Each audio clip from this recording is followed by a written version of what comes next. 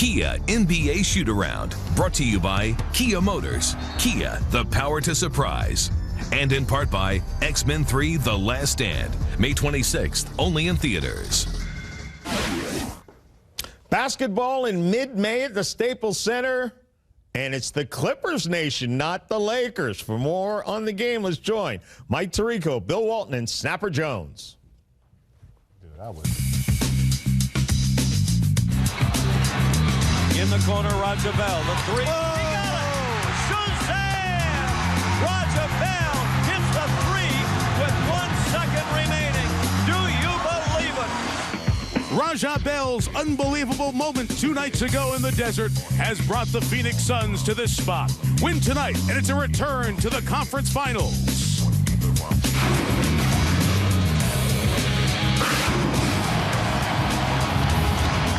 Staples Center filling downtown Los Angeles for something they've never seen before.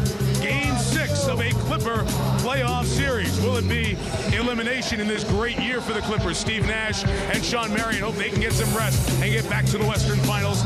Elton Brand and company and Sam Cassell want one more night. They want to force the first ever LA Clipper Game 7. Phoenix leads the series 3-2. Mike Tirico, Steve Jones, Bill Walton, Mark Jones joins us in a little bit. We've alternated wins throughout the season with these two teams. When the Clippers have played well, Bill, they've gotten their best from the two guys who must show up, Sam Cassell and Elton Brand. And Mike, in the biggest game in the history of the Clipper Nation, it's Mr. Clipper, Elton Brand, who has to come through one more time. He has become the unstoppable force. Perfect, flawless execution of all the fundamentals, the relentless determination, the drive to make it happen.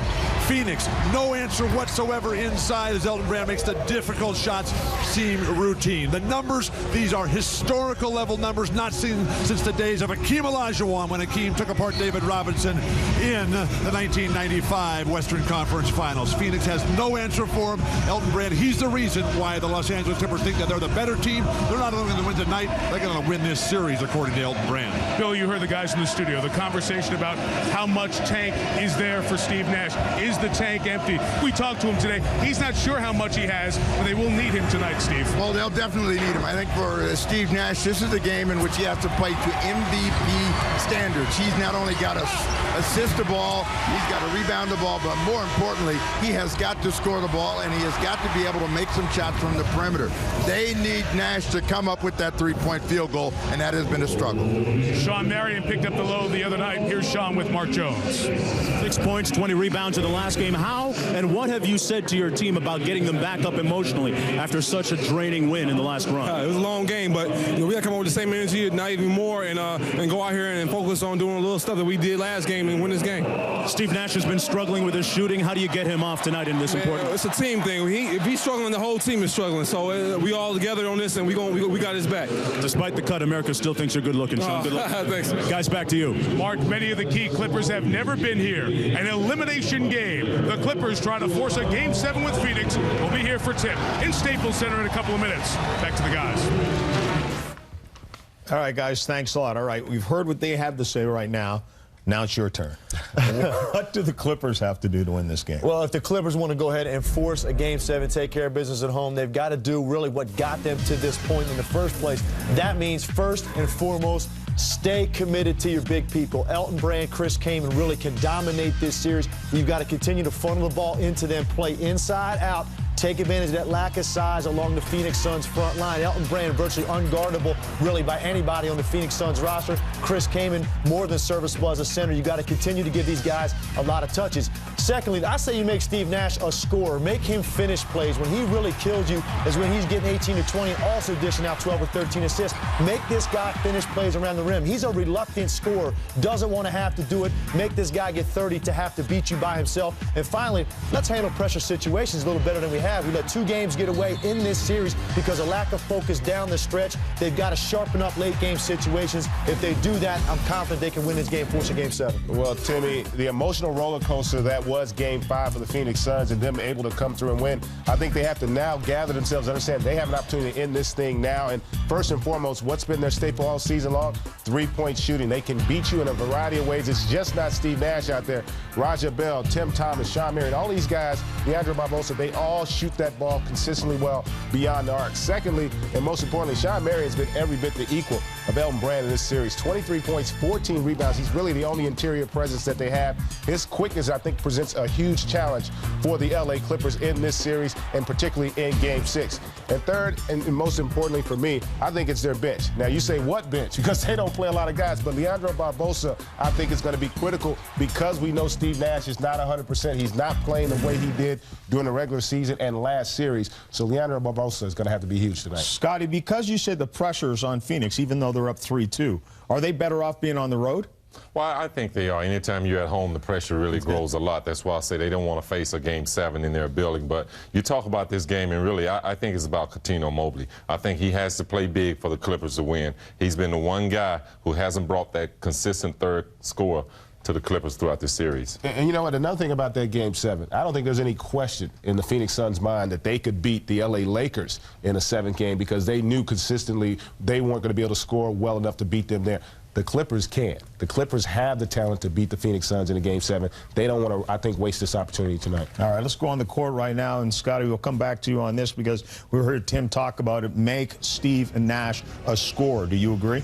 Well, I definitely agree, and I think that's been the one problem that teams have had with Steve Nash. They haven't forced him to score the basketball. He's always been a guy that leaves your defense thinking whether or not he's going to shoot or pass the basketball. I think you force him to do one thing. You put the pressure on him, as Tim said, to go out and score 30 points. When he puts the ball on the floor, he's really looking at defenders. He wants those guys to come so he can get easy shots and get guys involved offensively. He doesn't want to have to be a guy that shoots the ball 20 times a night to have to beat you. I think you take away his passing lanes, make this guy shoot the basketball. Greg, Elton Brand's been great, but the fact of the matter is, in some of his best games, they've wound up being losses, including game number 1 where he scored 40. What does he have to do tonight?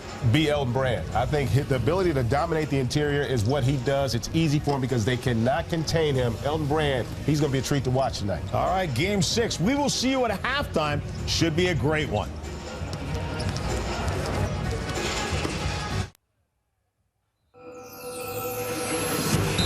Tonight, available in high definition on ESPN HD, we welcome you to Staples Center, downtown Los Angeles. As Steve Nash likes to say, the summer looms for the Los Angeles Clippers. It's win tonight and force Game 7, or one of the most successful seasons in franchise history is done. Tonight's starting lineups delivered by AT&T. We'll start with the visitors, Tim Thomas, Boris Diaw, Shawn Marion, coming off that great 36-point, 20-rebound double overtime game. Raja Bell hit the big shot, and the two-time back-to-back league MVP, Steve Nash.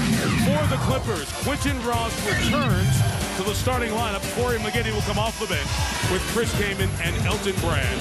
And the veteran backcourt acquired this year, Cuttino Mobley and Sam Cassell, players who have played in elimination games. They will be very important setting the tone tonight.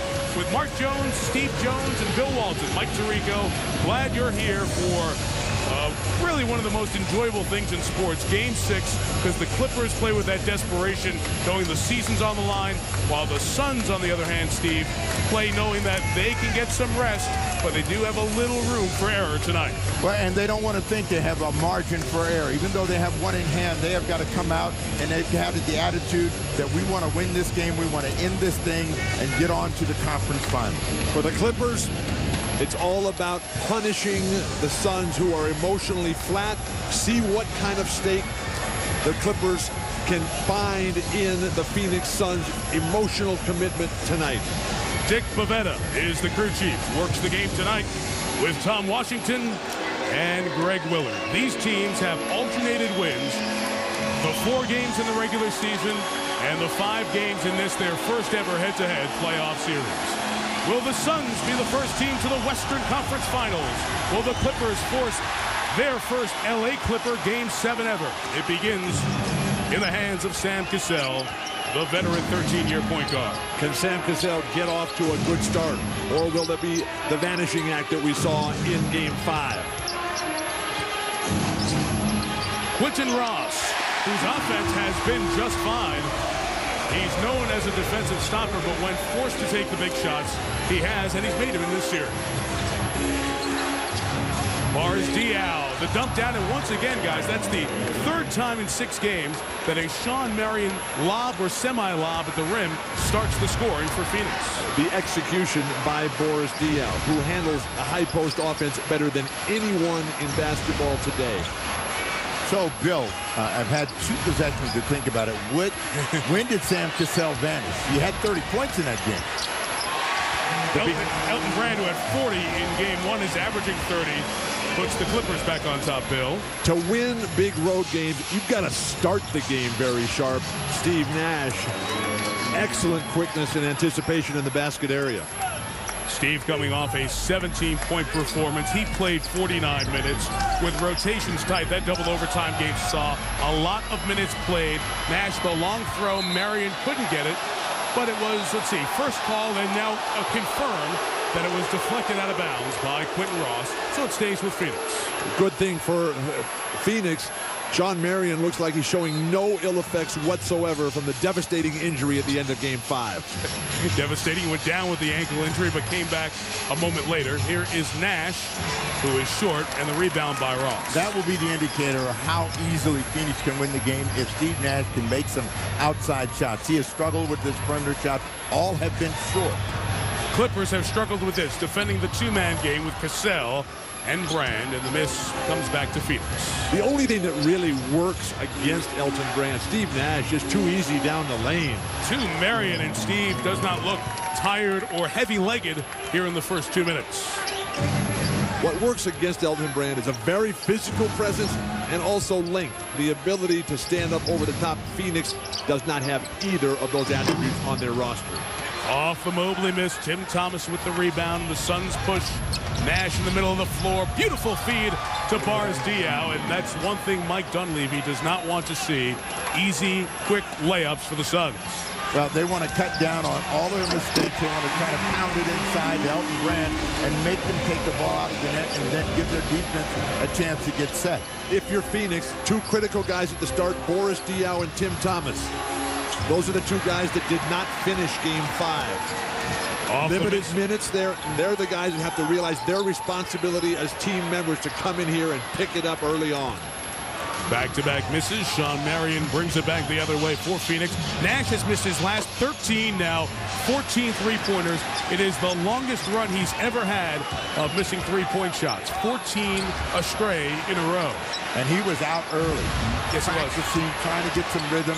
But everything he shoots once the game starts is short. And he's got to figure out a way to get some depth on his shot. The ambidextrous nature of Chris Kaman in the basket area, remarkable. Tim Thomas rims out a 3. You're right, Kaman is such a good finisher with the left hand. The Clippers will run to get layups or good shots. That was not one, but Cassell gets the rebound. That has to be Boris Diaw's ball on that long looping bounce off the errant shot by Cassell. Down the lane comes Sam. And the Clippers on top. Phoenix really looking for its early offense tonight. And Raja Bell will get some free throws out of it. As much as D'Antoni has talked about his team, the one thing that he's tried to emphasize to anybody to listen is we got to make shots. If we're making shots, we're going to be okay. If we don't make shots, the game's going to be more difficult, and they're off to a good offensive start here in the first. One guy who's certainly making shots is this man at the free throw line, Raja Bell, an undrafted force in the NBA today, who has exploded onto the scene. His offensive numbers, remarkable. The defensive prowess, well noted. In this series against the Clippers, nearly doubling up what he did in the first round against the Lakers, and the 3-point percentage, superb. 22 of 39 behind the line. 5 3-pointers in Game 5, including the one late in the night, even on the West Coast out here, that sent the game to double overtime, and the Clippers end up beating, or rather the Suns end up beating the Clippers. Ross uses the size on Nash, and a pre-shot foul called by Greg Willard. It's on Steve and his first. Most of the shots that Quentin Ross has made, he has been open and easy scoring opportunities. This time he was trying to work on his own. They've been trying to make Steve Nash defend somebody down in the low post. Sometimes that takes him away from their strength in Elton Brand. And you can see Steve complaining. Steve, he puts his arm in my chest. What am I supposed to do? Ross makes it from the outside. Isn't that the same complaint that people have when they try to guard Shaq?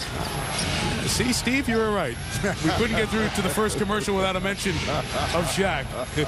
By the way, the Heat seem to have the easiest way into the conference finals. Shawn Marion hits the three, 13-12. That's right. When the playoffs started, we opened with Chicago, Miami, and talked about which is the top seed that might struggle the most. Well, they're the top seed with their feet up first, waiting for Cleveland or Detroit to get to the Eastern Finals that you'll see exclusively on ABC and ESPN. Kamen. That's out of here. Pass incomplete. He threw that left-handed. Well, you pointed out that he's so ambidextrous. On the drive, Sam Cassell picks up the foul outside. Our apologies for our audio issues early on in this game. We hope to get that rectified momentarily. There's a lot of smoke in the building as well from when they blow the fireworks off at the very start of the game. So that's why there's a little bit of haze. It's not the May gray that's outside in Southern California this time of year. Another lob from Diao to Marion. I'm adamantly opposed to smoking of all kinds. I've been in this building when it has looked like this on other times without a pyrotechnic display. Cassell is fouled by Marion, and once again, Sam Cassell, and that has to be at least the 12th time in this series that he has forced a foul by just pump faking a shot. What does it tell you about the ability to use your experience? The first thing he does when he doesn't get to the spot he wants is lift his man. They bite. I thought they watched video. I think Sam is one of the most difficult players to defend in all of basketball because his decision-making is quicker. Even after 13 long, tough years, there's a guy who never gets injured.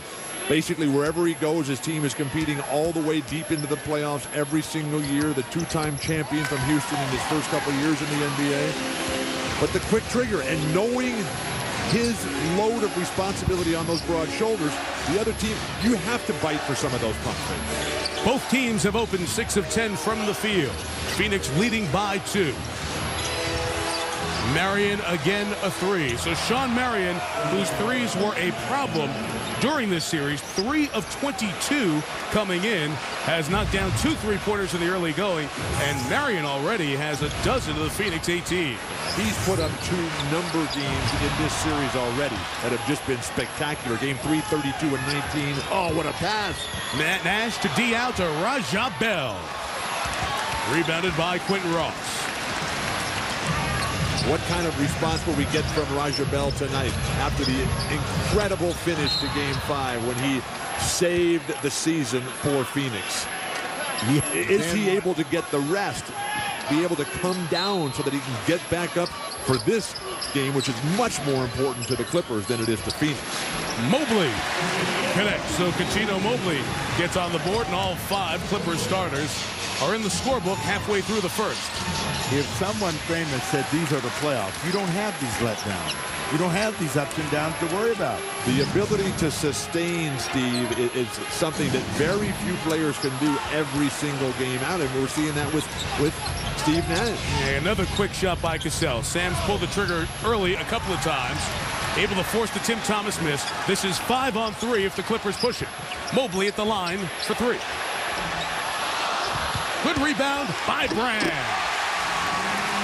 And the Suns basically are just trying to take the ball out of the net and make it into a track meet here. Steve always going left because of that early childhood injury. Tried the running hook. Diao, the reverse. One area where Diao's got to get better is around the bucket. He's got to finish stronger. A lot of times he quicks the ball. He just throws it up there too casually. That should have been a finish for Diao and the Suns. He's a guard, Steve. I don't care what he is. He's got to make a layup. That was a much more difficult shot than you're giving him credit for. He's a fine player. Tim Thomas harasses Cassell. The shot is astray, and here comes Nash with the push. Only Tim Thomas with him. Not everybody is going to have a shooting performance like Tim Duncan had last night, where you make every shot. Diao down the lane. There you go. Same deal again. And we saw a lot of that in Game 4 here at Staples, the game the Clippers won to square the series at 2. Heyman again inside and one. Well, you've seen the series in microcosm right here out of the gate. The quickness of the Phoenix Suns and Shawn Marion's ability to get going. He is 5 of 6 from the field, coming off one of his best performances, 36 points, a playoff career best 20 rebounds. He's out of the gate with 2 threes and a dozen points, but Chris Kaman and Elton Brand pounding it inside where the Clippers do their damage, up 1 in the first. It's always a great psychological battle within the game. You know, one team obviously can close it out. The other team's just trying to force the 7th game. So it's always interesting when the summer looms and you could be going home. So, you know, it's really important to take your chances. And, you know, if you don't take your chances, anything can happen. So tonight will be a great opportunity for us to see how many of these chances we can take tonight and if we can really show some maturity and some focus. And the summer was looming for Nash and the Suns. 2 weeks ago tonight in this building, Steve scored 32. The overtime win over the Lakers in Game 6, 126-118, forcing the Game 7, which Phoenix won back at home by 31. So Phoenix, in this run over the last couple of years, has been on both sides of these Game 6 elimination or advance moments, and they bring that experience to the table here tonight. And the concern for the inspirational level that Steve Nash brings to his Phoenix Suns is the fact that he's worn down and out. The last 3 games, Steve is shooting 35%. He starts tonight at 25% through the first commercial break, 1 for 4. Well, what's been true of the series is that the Los Angeles Clippers have been the better team statistically. What is good for the Phoenix Suns is their will. They find a way to get the job done and to pull out the win, and we'll find out whether they stay close here early in the ballgame. This is a 7-0 Clipper run. We have 3 subs in the game at the last whistle. Barbosa in for Phoenix. Leandro on the opposite side of the floor as Nash finally breaks the slide with 14 consecutive 3-point misses until that one. The statistical edge that Snapper refers to is the domination of field goal percentage and on the backboards, which are heavily in the Clippers' favor. The guards have changed for the Clippers. Corey Maggette and Sean Livingston have come in. Brand goes to the hoop. Another chance for a 3-point play.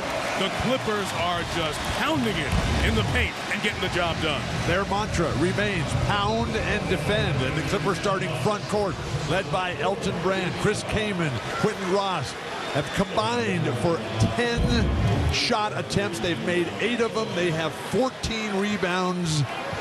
14 points between them and 9 rebounds.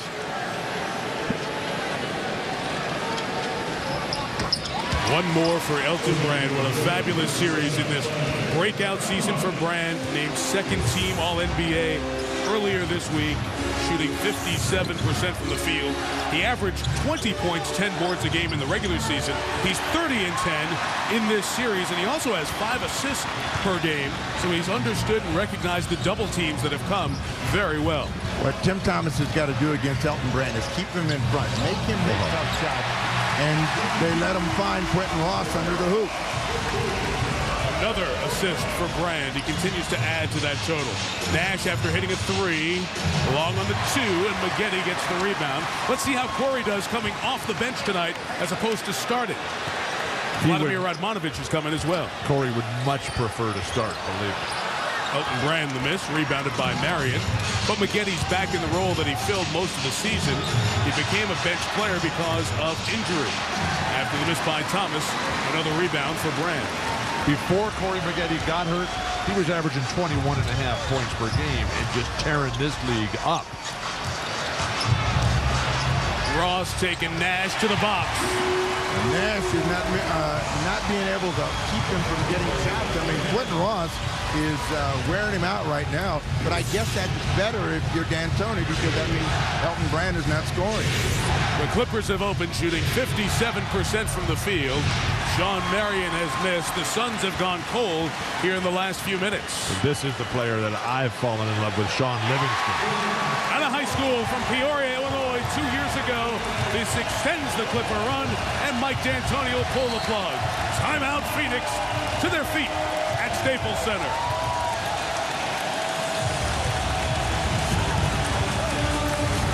It is a 16-3 run for the Clippers, who have opened shooting 59% from the field. They've got to win it.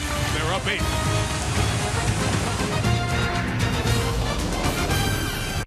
It's a do-or-die Game 6 doubleheader. First, coming off a shocking road win to take the series lead, the Cavaliers, led by LeBron's heroics, look to knock out the heavily favored Pistons. Then, the defending champion Spurs, behind Duncan's dominance, barely hung on to take Game 5. Now, they must win in Dallas to stave off elimination once again. A Game 6 doubleheader, tomorrow night at 7 on ESPN. Your 30-30 update. Mavericks point guard Jason Terry has been suspended for Game 6 against the Spurs Friday night. This low blow punch of Michael Finley in the final seconds of Game 5. Terry's averaging 18 points per game in the first 5 games against the Spurs. Kerry Wood lost his first start of the season for the Cubs, giving up 3 home runs in 5 innings against Washington. It was Wood's first Major League appearance since having shoulder surgery last August. Next Sports Center after the game and mobile ESPN for continuous alerts and updates. Mike. John, thank you. SportsCenter follows us, of course, here. The Clippers off a nice run, leading by 8. L.A. a Clipper town, at least for the moment, as the Lakers were knocked out by the Suns in the first round, and all the talk and conversations about the Clippers. You drive around, you see Clipper flags off the cars. I actually saw Clipper merchandise being sold at a little kiosk at LAX. It's really an exciting time for a franchise that has been the poster child for futility in professional basketball for the last 2 decades. I saw Clipper Nation flags flying proudly from cars all over town today. Barbosa with a 3. Stops the run a little bit, 29-24 now. And you might have noticed, Mike, that they do have a few cars here in this city. Just a couple.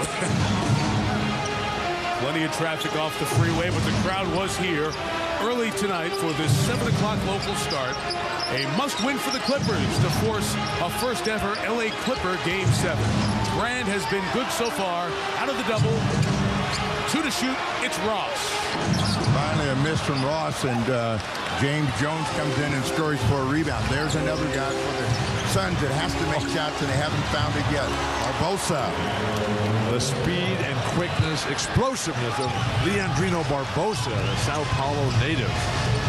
Leandrino would be the one-name version, as many Brazilian great athletes. We know him better as Leandro, and with Nash on the bench, these always important minutes. Look at Brand, just get to any spot he wants. Elton Brand is open with 5 field goals and 11 points here in the first. This is the biggest game of Elton Brand's career since the '99 NCAA championship game when they lost to Rip Hamilton in Connecticut. Barbosa bangs down another 3. Barbosa had been struggling, and he seemed to have the touch tonight, so they're going to have to come out and defend him. 8 quick points for Barbosa. It's good to see somebody else besides Shawn Marion doing well. Shawn was so hot early, 5 for 7 shooting of his own, but now Barbosa 8 points in just a minute and 5 seconds. Clock running down, 2 seconds the difference. It is Livingston misfiring. What a good rebound by Maggette. No, he couldn't squeeze it. Barbosa with time, got fouled, and a chance for a 3-point play. So the speed of Barbosa has been a great difference in this stretch here in the final minute 53 of the first quarter. Well, we don't know if he's Leandrino or the other Barbosa, but this is the guy that played well against the Los Angeles Lakers. In the game that they had to have, he was magnificent in the open court and scoring those difficult angled layups. 3-point play attempt for him. Leandrino, the youngest of 5 children from Sao Paulo. He says that his entire family is safe with the civil unrest going down in Latin America there, so that's good news. I'm concerned, who's the fastest guy, Steve, in these Western Conference playoffs? Leandrino, Devin Harris, or Tony Parker? As a noted speed merchant yourself. We'll let you ponder that as we go across the break here for the first quarter. Nash goes to the bench. Barbosa scores 9 points in that minute and a half. 11 total for Leandro. And the Phoenix Suns get right back in. This game where they can eliminate the Clippers after one at Staples. Suns 32, Clippers 31. The Los Angeles Clippers care about the Southern California community. Earlier this season, Corey Maggette pledged $500 to Mattel Children's Hospital at UCLA for every Clippers victory. Following his lead, Clippers owner Donald Sterling, various season ticket holders got involved, and they collectively made a donation for $100,000 to support the life-saving programs at the Children's Hospital. NBA Cares continuing a tradition of basketball and service to the community. That became a very interesting and fine story followed during the year. T.J. Simers, the LA Times, involved in that as well. Some of the celebrities, Michael Clark Duncan, James L. Brooks, among those on hand for Game 6 here in LA. Phoenix closed the quarter with a great run, fueled by Barbosa to take a 32-31 lead. Why don't we set the lineups? It's Cuttino Mobley, Corey Maggette, Shaun Livingston, Vladimir Radmanovich, and Chris Kaman as the big for the Clippers. Early on for Phoenix, it was Shawn Marion. Turnover, Chris Kaman. Marion had 12 of the Suns' first 18 points. Then Leandrino Barbosa comes in and totally electrifies this place. He had the last 11 Suns points in only a minute 32 of action in the closing moments of the first. And Nash went to the bench. Barbosa hit all 4 field goals. Here he goes at Livingston, continuing this great run. So Barbosa has scored 13 in a row for the Suns. And that is part of the resilient nature of the Suns. They find somebody to give them a lift, and right now it's Barbosa that gives them a three-point edge. Barbosa started playing basketball at 5 years old. Didn't speak a word of English when he came here 3 years ago, and the Clippers continue to punish the Suns in the paint. The paint points don't show it because Phoenix had a lot of fast break drives to the goal, but certainly from a half-court set, it has been a Clippers story. Kaman engulfs that rebound, and back comes L.A. Kaman has 4 boards here in this first quarter plus. Kaman telling us that that shoulder is doing just fine. Another turnover, a little too hard on the lob pass. Cuttino Mobley waves off Corey and says, my fault. Turnover watch early, 5 for the Clippers, just 1 for the Suns. And it's the Suns who are trying to push this pace. Sam Cassell on the bench right now, but off to another slow start. It's not how you start the game, Bill. It's how you finish. And the most important thing you must remember, you only have to be ahead by 1 to get the victory. If you start well, the finish has become a lot easier, Steve. Barbosa draws 2, dishes to Marion, missed the 3. He hit too early. Radmanovich couldn't squeeze it. Nice job by James Jones, whose offense has not been there, but the intangibles have been. Barbosa. Livingston hung with him, 12 to shoot. Nice pass, Boris Diaw. To Jones. Little confidence in that shot. James Jones is really the 7th guy. It's the 5 starters, Barbosa, Jones, and everybody else is in sweats mostly throughout the game for Phoenix. And they need James Jones to find the rim. I mean, again, they're trying to close this team out. They need every weapon. Beautiful find by Mobley. Livingston the dunk. 1-point game. Phoenix's ability to push that ball after a made basket. What hands by the Suns. Offensive foul. Maggette draws the charge on Jones. Well, Bill, to answer your question about who's the fastest, I think it's Devin Harris off the dribble. I think the quickest player is Barbosa. He's very clever in a half-court situation. Tony Parker is a combination of both of them, and Tony is going to have to play better than he played in closing the gap between 3-2 to 3-3. The thing we've seen with Tony is that he's been able to sustain it over time. This is just the first breath of fresh air for Devin Harris and really Barbosa as well. That's Game 6 of the other Western Conference Semifinal. Will be in Dallas tomorrow night on ESPN. Game 2 of the doubleheader. Kaman gets it to go once again with the left hand. 9 points on 4 of 4 shooting for Chris. Steve Nash comes back in. When he went out, the Suns were down 9. As he comes back in, they were down just 1. But the second turnover here by Phoenix will give it to LA after this timeout.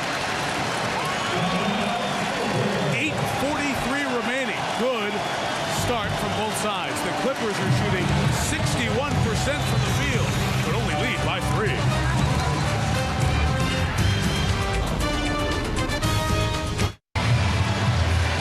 Leading scorer in the game to this point, Leandro Barbosa, who's come off the bench.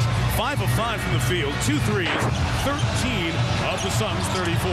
Everything that Barbosa does expands when his offensive game is on, and he has been electric since entering the game. But he shoots it, he drives it, he will assist it. All of the decisions that he has to make are much better when he's scoring the ball, and Mike Dunleavy has to know that and figure out a way to shut him down. And for more on the third-year man who originally was drafted by the San Antonio Spurs, here's Mark Jones. Regular season games and 13 playoff games. This is a copy of the letter that assistant coach Dan D'Antoni of the Suns writes for Leandro Barbosa. Amongst the bullet points in this letter that he gave to him before the game, it says, be aggressive to the basket, check, and be ready to shoot the three-point shot when you're in the slot, check. D'Antoni ends it by saying, let's get this done. Good luck, Coach D. Barbosa tells me it helps him to see the goals written down on paper because he still struggles a little bit with the English language. It also gives him confidence, guys. It seems to be working so far. Yeah, so far so good, Mark. Livingston missed twice. Back come the Suns with a chance to tie with a 3. D out of Marion, and it's a one-point game. Dan D'Antoni, Mike's brother, added to the staff here this year. And a wonderful example of something that we gloss over during the season, but that personal relationship. We get to games 2.5, 3 hours before, and it's usually those assistant coaches one-on-one working with players, and you see the fruits of it here at playoff time. Maggette, Nash came to double, and if this foul's on Steve, it will be his second. Nash knows how to play in foul trouble, but you don't want to get yourself in jeopardy early, and Barbosa had him under control. If you can make Corey Maggette shoot jump shots, you keep him off the line where he is really going to build up a scoring total, because when he is right, he's getting to the free throw line on every drive to the hoop. Corey Maggette, who was the 6th man on that tremendous Duke team in the '99 NCAA championship game. A great friend of Elton Brand, but Corey Maggette is the type of player who is purposefully looking to take over every single game. And sometimes that gets him in trouble. And when he's hot, it's beautiful. If the stroke is not happening, then Mike Dunleavy has to be extremely cautious in terms of how much he uses it. No other player purposely looks to take over a game. Maggette missed 50 games this year, 40 of them with an injury to his left foot. 7 to shoot. Tremendous defense by the Clippers. Luckily gets to Barbosa, who beats Mobley, goes at Kaman. Marion the rebound. Chris Kaman, 9 points, 6 rebounds. Maggette to the rack and 1.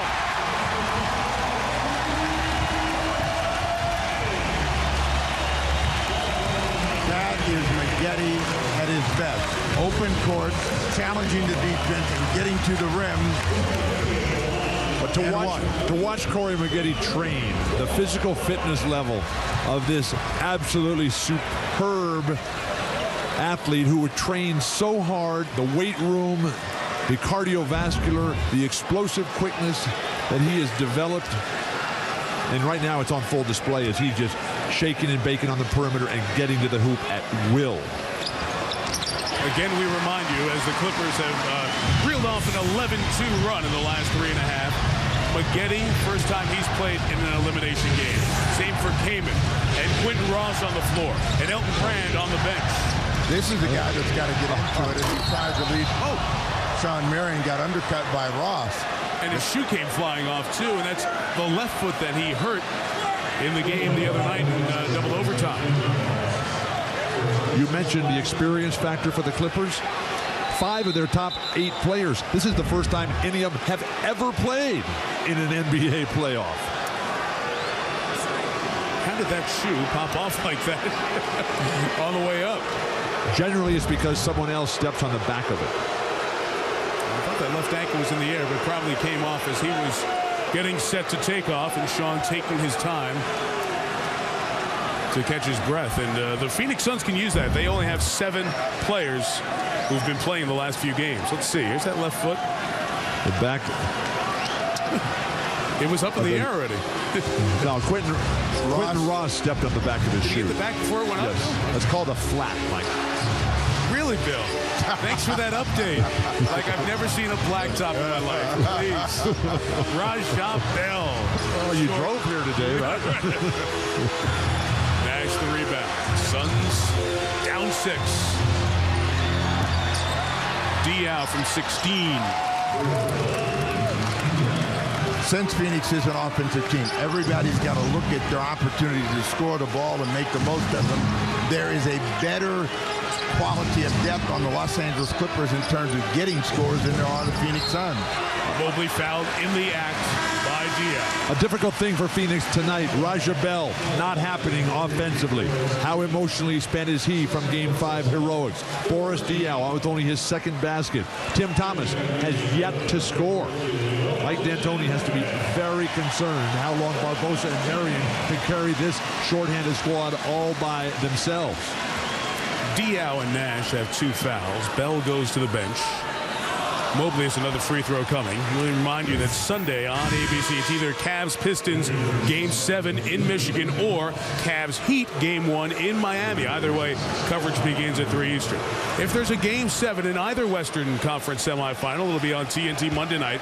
Or if both series end in 6, it'll be Game 1 of the Western Conference Finals, which obviously would be Game 1 of a Phoenix-Dallas series. And no matter what, that Western Conference Finals will start in Texas. San Antonio and Dallas had the better records this year. Well, tonight's game is the biggest in the history of the Clipper Nation. Tomorrow night's game is the biggest game in the history of the Dallas Maverick franchise. And part of our great doubleheader on ESPN. Nash gets Ross in the paint, tries to return the favor, rebounded by Maggette. It's been Ross taking Nash down to the box to score.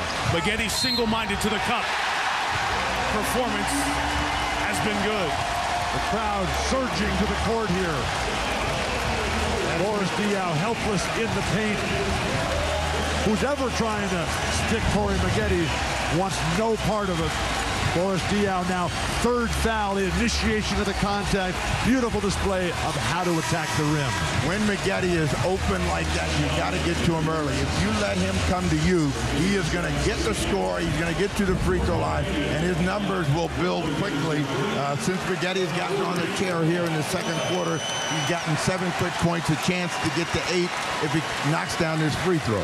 7 of the last 8 Clipper points have come from Corey Maggette, and if you're the Clippers, this is where you go for the kill. You got the crowd behind you. Suns staggering a little bit right now. How much is really at stake for the visitors from the Valley of the Sun? Diaw on the bench. Clippers equal their largest lead of the night. A hand check on the outside as Nash went to drive. The last time they were down, Barbosa rescued him. They need Steve Nash to come into this game, as well as Tim Thomas. Both of those guys have got to score the ball. Why are you tapping me? You know what's great about Steve Nash? Steve Nash is a 2-time MVP in the league. This guy is short, slow, and can't jump, and is the best player in the land. Shawn Marion, who came off the bench when that foul trouble put Diaw to the bench. Shawn Marion has 16 points to lead all scores here tonight. Sam Cassell yet to get on track. Ross inside. Those are all 3 points, and they've got to do a better job against Ross. Quentin Ross has 10 points here, guys, in the first 18.5 minutes of this one. That's a big bonus for the Clippers. Clippers can get whatever shot they want, whenever they want.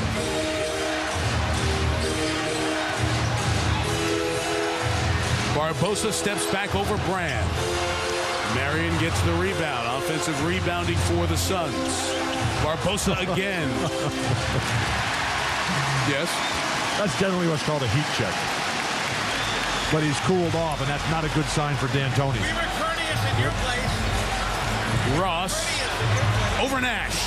That's a dozen for Quentin Ross. That is the most points he has scored in any game in this series. It's the largest Clipper lead at 10.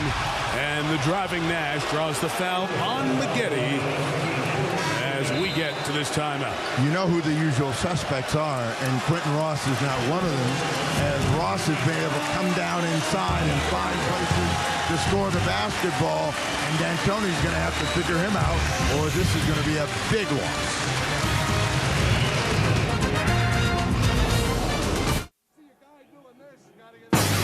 ESPN's presentation of the NBA playoffs. Brought to you by Rocky Mountain Refreshing Coors Light.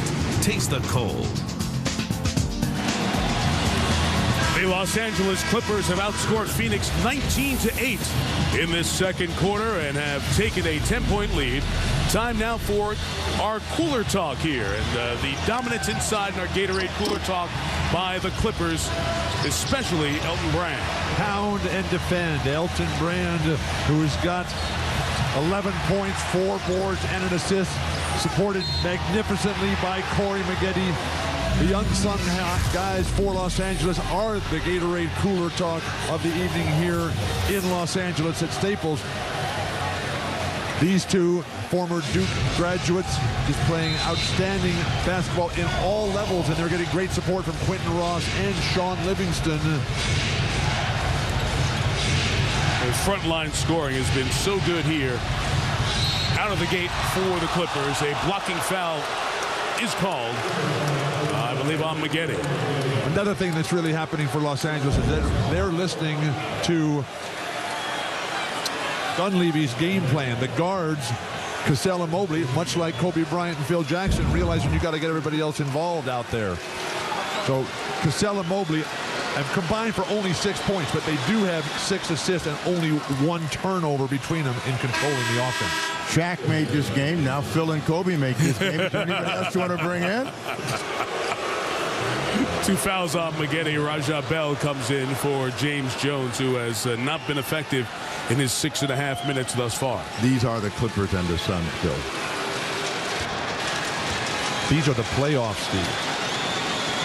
And what happens in the other games has impact here as well. Shawn Marion, 36 the other night, 18 already in this first half. There's the front court differential. It was a 2-to-1 ratio until those free throws. Looking for Quentin Ross, and he had great position, and Brand passed him up. Maggette, tough shot to take, and it was because of the foul. Steve Nash complained that the defense was good. Instead, Raja Bell will get whistled for the personal. If Tim Thomas is not going to score a single point, if Raja Bell, who's averaging 22 in this series, is only going to have 2, and Boris Diaw saddled with foul trouble, I'm not sure how Phoenix is going to be able to dig themselves out of this hole. It's an 8-point game, and they got to hope that they can keep it between 6 and 10 points before the break and kind of get themselves some sort of offensive game plan where they consistently knock down shots. The Clippers are shooting 61%. The Suns are shooting 41%. You're not going to win if you give up that kind of percentage. Clipper defense is underrated. Steve Nash not able to get open. Barbosa certainly is with his quickness. They've smothered Tim Thomas. They've listened to their coach Dunleavy and what they need to do. And Raja Bell has been unable to rally enough emotional support tonight to get it done. 10 points in the quarter for Maggette. It is 52-42. Clippers by 10 as we come to the 4-minute mark. Bell comes inside. Now Phoenix is getting the Clippers in a little bit of foul trouble. Here comes Maggette once again, and Corey will be bench bound after picking up his 3rd personal foul. Now think about it, Bill. You can't score if you don't shoot. And Raja Bell has only taken 3 shots before that last drive. So why doesn't he start jacking some more up? The guy is just playing fabulous basketball, Steve. He has been one of the prime performers. And this was a guy who had to change colleges because he couldn't get it going there up at Boston University. Goes down to Florida International, becomes a real player with an opportunity. Now it worked his way into this league. He's going to be heard from. The contract that they signed at the start of this season for Raja Bell, which for what, $25 million? They thought around the league that was outrageous. That is a steal for Jerry Colangelo as president of the Phoenix Suns. Jerry, the chairman and CEO, and his son Brian, who did such a wonderful job in putting these pieces together, now in Toronto, in charge of basketball operations there. Brand goes to the rim and throws it down. Elton Brand has 13. We have 3 Clippers in double figures as they lead by 10. Marion couldn't keep it alive, wanted to foul. Instead, it's a turnover. And by the way, guys, Brian Colangelo was second in that Executive of the Year voting, where Elgin Baylor received the hardware tonight as the top vote getter amongst the 45 NBA decision makers. Elgin Baylor, the Hall of Famer, 10-time first-team All-NBA performer, 27-point-a-game scorer for the Lakers, named Executive of the Year in the NBA. And, you know, he has had some great draft picks over the years. It's unfortunate that they weren't sticking around. This year they put a combination of players together that make it work. Give the Clipper front office credit. They've never overpaid a stiff. Bell, this is going to be a blocking foul. Sam Cassell can't believe it. Sam has 2 personal fouls.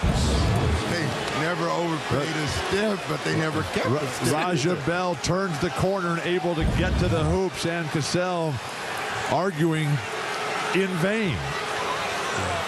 Sam wanted the forearm clear out, so did Billy Crystal, sitting over here next to us. Raja Bell comes to the line. Guys, before we leave, the point about the Clippers and the ability to retain and maintain talent here on this team, a lot of it comes back to this building. Moving into this building increased the revenue stream for this franchise, and Elgin Baylor making the decisions along with Mike Dunleavy has helped change that culture of losing, in part because Donald Sterling, the owner, has spent the money, and it's easier to do here than in the sports arena where there was no revenue stream. There was no Clipper Nation. It was looking for a seat in the UN. Offensive foul, Sam Cassell cleared out. That's his 3rd personal foul, and he has to be careful here, as now he is less demonstrative, but tries to carry on a conversation with Dick Pavetta. And we get to this timeout window. So Cassell, back-to-back trips with a foul. That one on the offensive end with the left hand. He gets number 3 instead of Nash.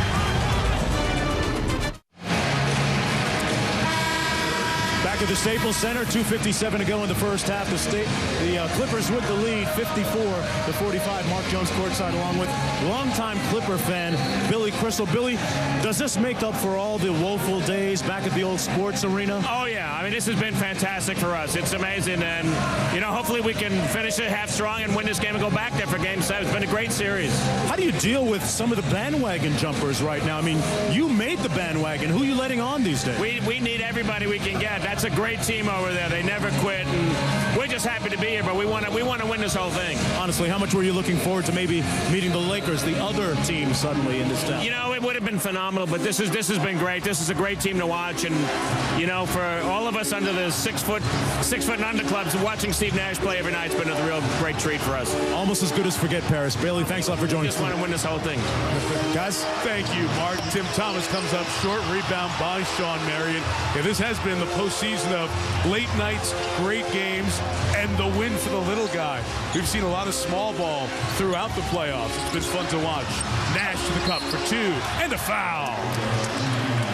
With that endorsement from Billy Crystal, Steve Nash reappears. Steve Nash, who was pretty much the same person as Bill Russell, just comes right down the lane here and flicks this little left-handed scoop. The ability to create with his left hand, always going left, and the opponents never really understand that Steve prefers to go left. So can you help me and the rest of the country understand the correlation between Russell and Nash? They're really the same person. Here's Brand over Thomas. He makes it an important close to the quarter here. The Suns had a great finish of the first quarter, erased all the Clippers' work for about 10 minutes there in the first. Let's see what happens here. 8-point lead for Los Angeles. 2 minutes until we get sent to John and the guys in Times Square for halftime. Every time that Nash has had Radmanovich on him, he has driven the ball and he has made something happen. Couldn't get it done with that possession. The Clippers are dominating the paint, plus 16 there, and the Suns' perimeter game is not there. Vladimir Radmanovich So on the tape, it was a 2, but the lead is 10. Radmanovic is a streaky shooter. Watch him next time down. Barbosa behind the back. And the foul is called on Livingston. Mike, do I have your permission to finish up Steve Nash and Bill Russell being the same person? Sure, go right ahead, please. Well, both were born in remote outposts of civilization that were racked by unconscionable racial hatred and segregation, and both people's families spirited them off to more favorable environments at a very early age. Both came to basketball comparatively late in life. Neither one was a highly regarded high school player. Getting warm now. Barbosa has another free throw coming. Both received only one college scholarship offer to different but similarly small Jesuit schools in the San Francisco Bay Area. Santa Clara and USF. Neither one were expected or predicted to excel in the NBA. Both were traded early in their careers. Is this going to go till Dallas-San Antonio Game 6? I asked your permission. Well, hurry up, please. Barbosa misses both. 90 seconds to go. Stick with the game, please. Oh, you're going to come back for more later? That's good. Fortunately, we're working tomorrow night, so Bill will not have 24 hours to work on comparisons with David Hasselhoff and Dirk Nowitzki. Brand is doubled. Radmanovic, 6 to shoot. Quentin Ross goes right back where he has worked Nash over in this first half. And for the 4th time in this series, the Clippers have scored 60 or more in the first half. Well, Mike, let me tell you this. Bill Russell would not have let Ross score those points. Give me 5 there, Snap. That was sweet. Nash on the pitch out for 3. He has hit 1 in this half, but certainly that shot looks nothing like it has looked during the season. Mike Dunleavy put up a passive stop sign. Milk this. Building to its feet. Brand to Livingston. Radmanovic wanted it. 2 to shoot. It's Mobley. Marion the rebound. 4 seconds the difference. Game and shot clock. That would have brought the house down. These fans not sitting down whatsoever. Standing as one, stomping their feet, chanting defense.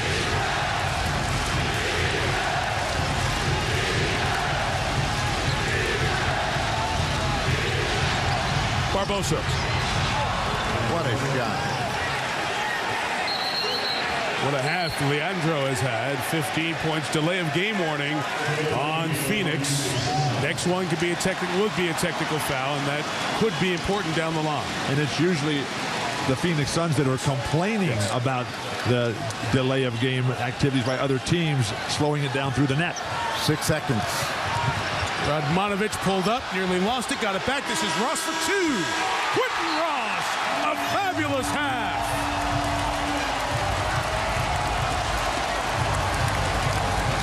They'll check it via replay. Looked to be good. The call on the court was that it was good. And Quentin Ross has a playoff career high in the first half alone. This is the kind of play that sends the Clipper Nation into delirious ecstasy. Waiting, begging. They got to count that one. Very tight, but looks good. Mark Jones with Elton Brand. Elton, 15 points for you in the first half. How do you close this thing out in the second half? You know, we just keep playing the same way we've been playing. Quentin Ross has stepped up big. Corey Maggette off the bench, slashing, creating shots for everybody. You know, we just have to grind it. Same way we've been playing. How much of the game plan included Quentin Ross? I mean, he's really making Nash pay at the defensive end and work. Yeah, you know, we have a lot of faith in all our players. And, you know, I think we have the mismatch there with Quentin Ross on the post against Steve Nash, and vice versa. They have quickness on the other side, but we got to help them defend. All right, thanks for joining us. Good luck. Guys, back to you. Okay, Mark. Dick Pavetta still looking across midcourt there at the basket, and it is counted. It is a 2, and we arrive at halftime. First half analysis, the suspension of Jason Terry, and can the Pistons win Game 6 on the road? John Saunders, Greg Anthony, Tim Legler, Scottie Pippen in our Times Square studio. Coming up with the Toyota halftime show. The basket does count. Ross has 16 to lead the Clippers, and at the break, it's 62 to 50. Watching the NBA playoffs on ESPN.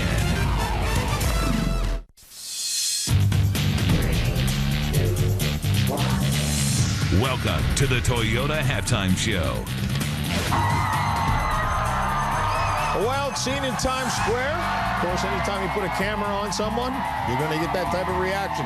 Elton Brand has been terrific. 15 points and 4 rebounds. And welcome, Sean Saunders here, along with some guys who are just surprised. Aren't you guys surprised? About what? About the way things have gone thus far this season? The season? No, in this game.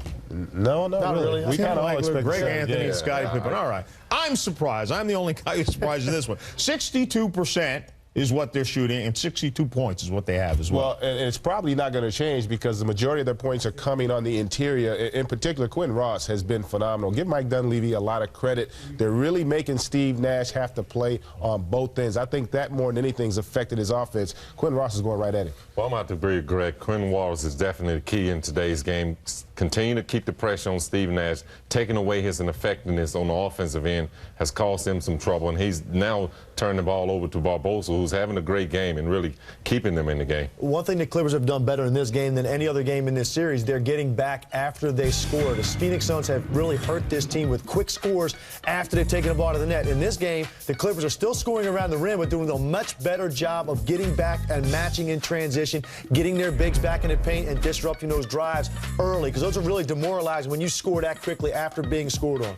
Steve Nash shooting just 30% in the game, so that underlines what you guys are talking about. Meanwhile, Jason Terry, one of the key members of the Dallas Mavericks, will not be available for Game 6 against San Antonio because the end of the game, the fourth quarter, you see him toss a little punch at Michael Finley and hits him in the unmentionables. Meanwhile, Terry later would apologize. They tipped it out. I got control of the ball. As I fell to the ground, I was calling timeout, as was everyone else. Ginobili jumped on top of me. And then as the whistle blew, Finley came in late, jumped on me again. And I guess they tried to tie the ball up or whatnot.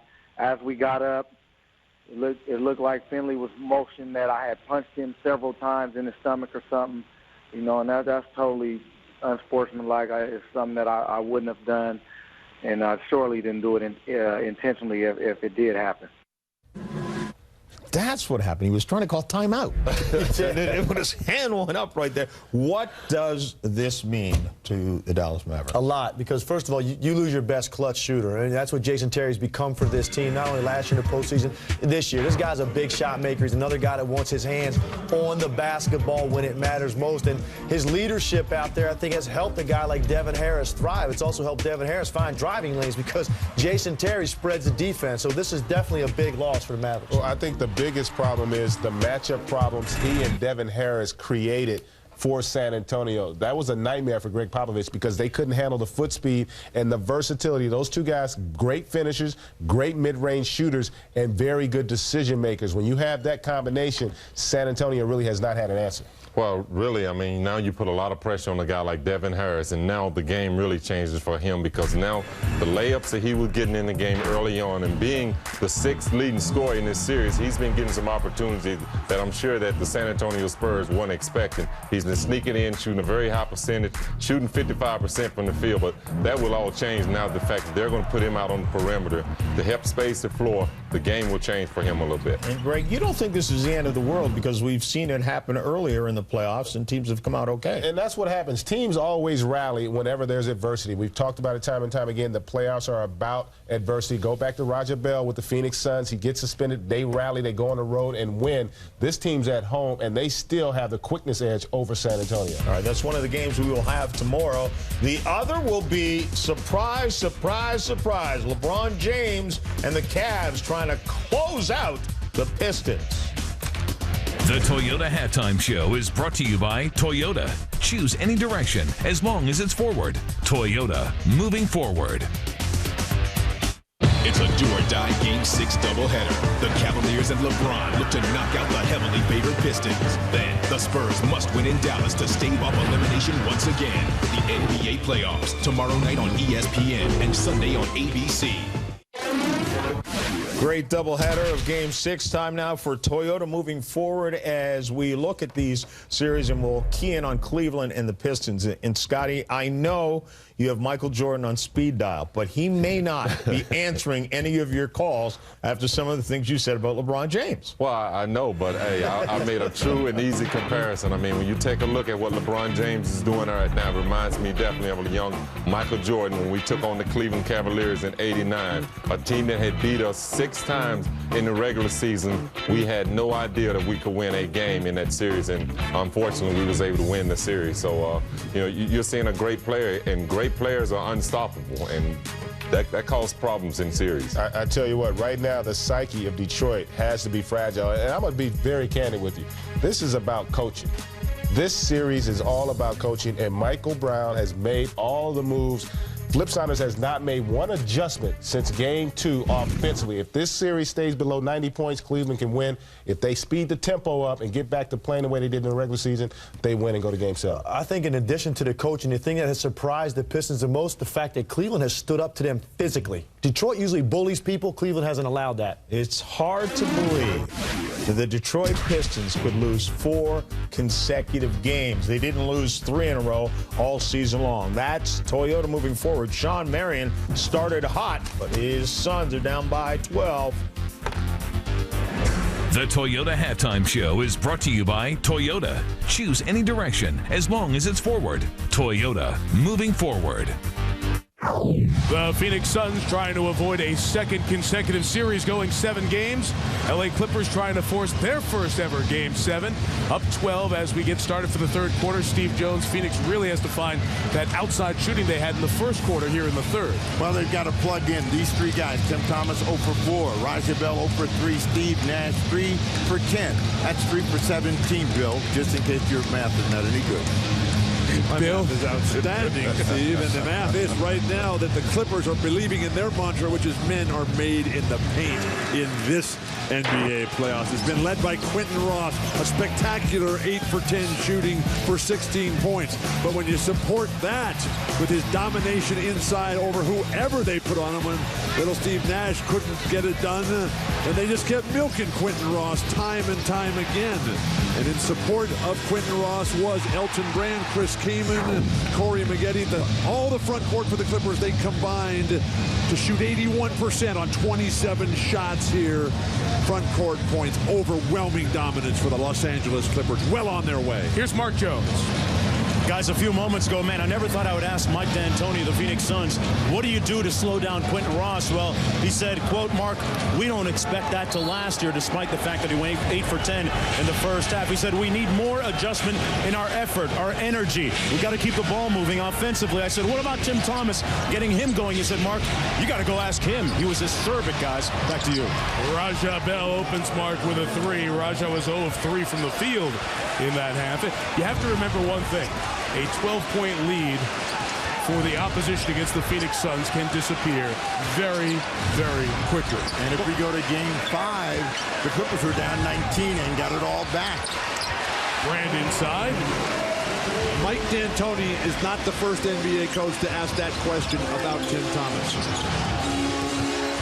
Tim Thomas has been brilliant, essential. The Suns probably wouldn't be here if not for Tim Thomas's heroics in Game 6 in this building as the Suns get to the hoop early and trying to get the Clippers in some foul trouble here in the early going. Diaw comes to the line.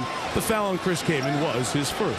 Whether they will admit it or not, Phoenix Suns know that they have a game in hand. And if they lose this game, they can go back to Phoenix and close out the Los Angeles Clippers. And that plays a big part in players being assertive and aggressive throughout. But if you want to get it done as quickly as you possibly can, Diaw misses the first. The one guy who has really come to play for Phoenix is Shawn Marion. 7 for 12 shooting, 18.6 boards. The other 4 Sun starters are a combined 5 for 21. Thomas and Bell have yet to make a single basket. Without... Bell finally made one? 8 to shoot, Mobley. Nash comes for defensive help. Quentin Ross remains hot. His 16 points in the first half not only was a career playoff high, it was his all-time career high. He's only been in the league a couple of years. Was a big scorer when he played in college at SMU. Has not been in that role in the NBA. Offensive foul on Tim Thomas, drawn by Quentin Ross. Well, the thing that happens with players like Quentin Ross, who are not expected to have big scoring games, you let them build a little confidence. Now every shot is a good shot. Everything he has done tonight has been what the coach has wanted. Take the charge, make the open shot, defend. I see a lot of Raja Bell in Quentin Ross. Comes from nowhere, comes in as a defensive stopper, and then once he establishes himself and gets some time, he can show that he's got offensive game. Brand missed. Kamen just owns the rebounding edge right now. Cassell, who has 3 fouls, tees up Ross again. Finally misses, but Quentin is 9 of 12 from the field. There's no room for Steve Nash to operate against this Clippers defense, but he is able to find Shawn Marion back to a 10-point game. 2 minutes in. If there is a Game 7 in this series, it will be in Arizona on Monday night. So Phoenix will really get 3 full days of rest. Mobley tangles with Bell. Raja picks up the foul, and Coutinho is slow to get up, but appears to be okay. Foul trouble, not a factor for most of the Phoenix players with the exception of Boris Diaw. That is not the case for the Clippers. Sam Cassell and Corey Maggette, 2 critical components of Dunleavy's attack, both saddled with 3.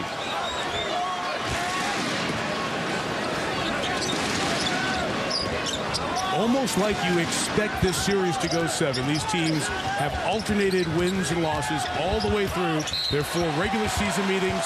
There are 5 here in the postseason. Cassell puts his hands to his head after the foul by Tim Thomas. Which tells you that desperate straits are the prevailing emotions. Well, you know the thing about Tim Thomas, he's biting on the pump fake every single time. He was a teammate of Sam Cassell in Milwaukee. You should know this is one of Sam's favorite finishing moves. Get you in the air. And Tim Thomas hasn't made a lot of blocks in the series, so why is he leaving his feet? Sam Cassell jumping in, jumping backwards. 3 fouls add to that non-existent stat line for Thomas. Cassell taking a lot of time here after taking that shot in the face. That went over to the Suns bench for a towel. One of the ball boys with the towels over there threw him one. And Sam involved, shockingly, in some give and take with that Phoenix bench. Sam is the master of controlling the stage. He has trouble seeing right now, so he's going to take a 20-second timeout. You want to try to save that, if at all possible, in a playoff game like this where you could need the extra possession. But Sam took that shot to the eye and was having trouble seeing. Needed to stay in so he could shoot the free throws.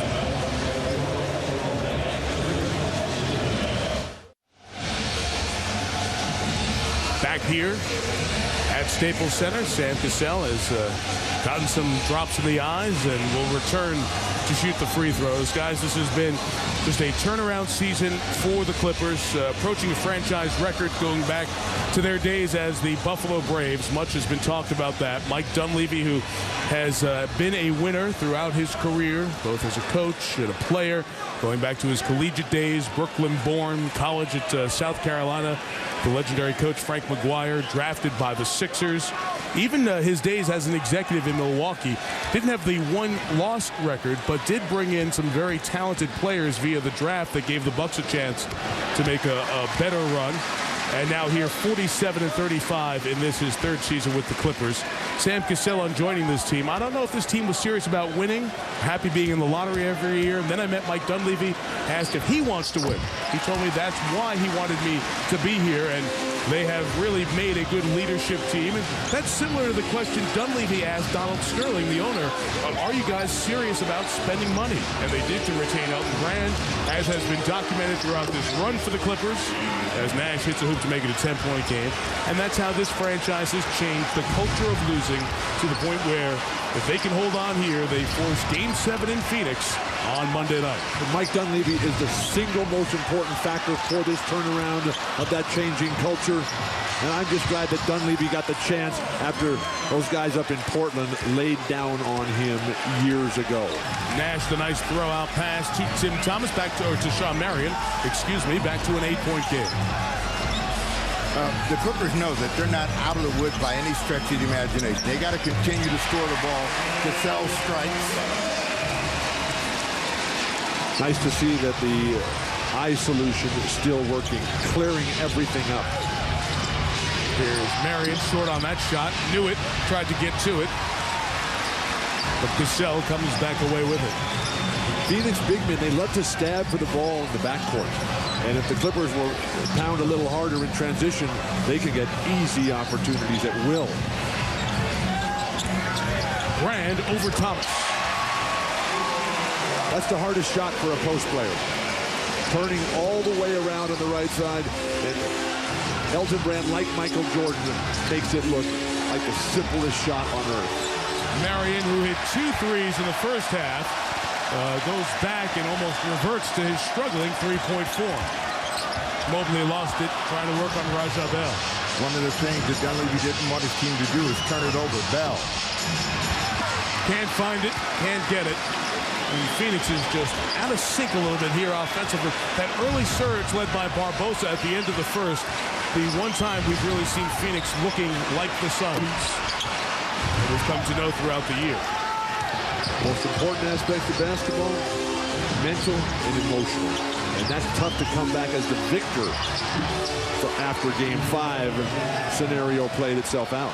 Tim Thomas able to scratch into the scoring book with that 3. It's back to a 9-point game, and Dunleavy almost reminding his point guard, 42, they can't stop him. No. He's reminding him you only got 8 seconds to get over the half-court line. Brand rolls it over the front of the rim. Of course, that is significant play in Game 5. A series of gaffes by several players in Game 5 that led to the double overtime. Nice penetration and dish. Diao. Thomas can't hit the back-to-back threes and then fouls Cassell. Tim's 4th. Thomas, as he did in Game 5, has picked up some needless fouls. He had no chance to get that rebound. Crashes into Cassell. So that means D'Antoni's got to make a substitution. This is short. From the moment it leaves his hands, he's got no chance to get there, and he comes in late. That's what's known as phony hustle. He's been a step slow from the opening tip. 4 personal fouls and 2 points for Tim Thomas? 3, just that 3. This 5 on the floor, guys, Nash, Barbosa, Bell, Marion, and Diao, has been the best 5 for Phoenix in this series in terms of plus-minus. They outscore the Clippers the most when this 5 are on the floor, but Mobley comes to the hole to extend to the largest Clipper lead of the night, 13. So Thomas out, but going small has not killed the Suns at all in this series. They'll have to hit from the outside, Steve. What they've been able to do with this group is attack a little bit quicker, and Diao gets his first three-pointer of the night. Diao, who was the man who threw that incredible pass to Raja Bell to win Game 5. The Clipper defense broke down. Mobley posting Barbosa. What a pass to Kaman over the top. Well, it was an air ball and does end up causing the foul on the Suns. Shawn Marion for the second time. When you're in the low post and they go for the front or they go for the steal down low and you find yourself wide open, just make eye contact with your big man from the far side who's coming to that basket. Just put it up there and let him throw it home. You think that was the thought between Mobley and Kaman? Officially delusional. 8 to shoot for the Clippers as we come to the halfway point of this third quarter. Sloppy entry toward Kaman. Marion has no other Suns with him. What a step out by Elton Brand. He just will not let Nash be Nash. Marion, got to make that to mount a comeback. Elton Brand's level of physical fitness right at the top of this league. Cassell doesn't dump it to Brand, takes it himself, and takes the lead to a dozen again. Raja Bell, the quick response. Now Clippers and Mike Dunleavy, it's right in front of us. Don't push it. just because they gave you a little bit of easy pudding there. Well, Sam Cassell and Elton Brand, two-man basketball. The crowd rising as one again. Trap coming to get it out of Cassell's hands. So Brand locates Ross, having a career night. We have 3 seconds call. Usually that second pass will lead to the 3-second whistle, and it comes from veteran official Dick Pavetta. 5:10 remaining here in the third quarter. Of many of these Clippers who have not been through this elimination game pressure, Sam Cassell has. Elton Brand hasn't, but is not playing like a newcomer to it tonight.